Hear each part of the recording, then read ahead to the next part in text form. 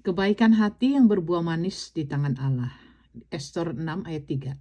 Maka bertanyalah raja, kehormatan dan kebesaran apakah yang dianugerahkan kepada Mordekai oleh sebab perkara itu? Jawab para biduanda, kepadanya tidak dianugerahkan sesuatu apapun. Jadi pada suatu tengah malam, Raja Ahasiweros nggak bisa tidur ya. Dan ia membuka kitab pencatatan sejarah. Dan tertuliskan di sana bahwa nyawa Raja Ahasiweros pernah diselamatkan oleh Mordekai ketika ia memberitahukan kepada raja bahwa ada dua musuh dalam selimut yang bernama Miktan dan Teres itu berikhtiar untuk membunuh raja. Lalu raja bertanya ya, kehormatan dan kebesaran apakah yang dianugerahkan kepada Mordekai? Ternyata Mordekai tidak mendapatkan penghargaan apapun ya. Akhirnya raja memerintahkan Haman untuk memberikan penghormatan khusus kepadanya dengan memakaikan kepada Mordekai pakaian kerajaan, mahkota dan juga diarak keliling kota ya untuk mendapatkan penghargaan spesial.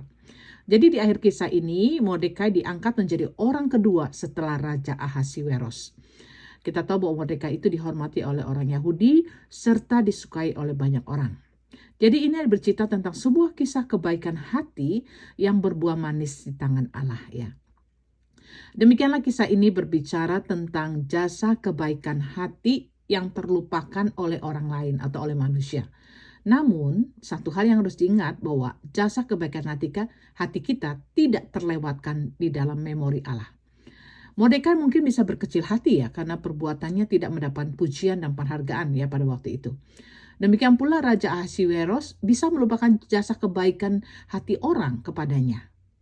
Namun harus kita ingat bahwa satu hal yang pasti bahwa cerita tentang jasa kebaikan hati kita tidak akan terlewat dalam pandangan Allah. Jadi ingat, sekecil apapun perbuatan baik kita yang kita lakukan, itu berharga di mata Allah. Karena Yesus menegaskan, barang siapa memberi air sejuk secangkir saja pun kepada salah seorang yang kecil ini, sesungguhnya ia tidak akan kehilangan upahnya daripadanya. Ya.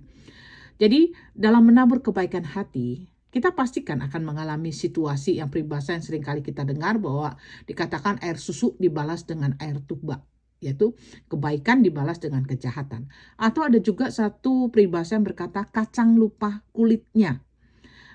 Artinya kebaikan hati kita tuh nggak dianggap, hanya dipandang sebelah mata. Ya, tidak mendapatkan balasan yang sebagaimana seharusnya. Jadi kebaikan hati kita tuh dilupakan ya. Orang yang kita tolong itu nggak ada terima kasihnya. Jadi seperti kacang lupa kulitnya. Namun apa yang dialami oleh Mordekai ini mengingatkan kita bahwa manusia bisa lupa, tapi Allah memiliki memori yang kuat. Sehingga kita tidak bisa berharap bahwa manusia selalu mengingat atau membalas segala kebaikan hati kita. Tapi Allah tidak pernah akan lupa. Jadi bagian kita itu adalah menunggu waktunya Tuhan, karena waktunya Tuhan akan indah pada waktunya.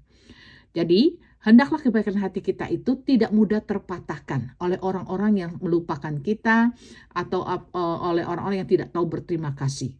Jadi kita lihat bahwa Allah dapat memakai kondisi Raja Ahasiweros yang tidak bisa tidur tengah malam itu sebagai pembuka jalan untuk meninggikan, membalaskan kebaikan hati kepada Mordekai.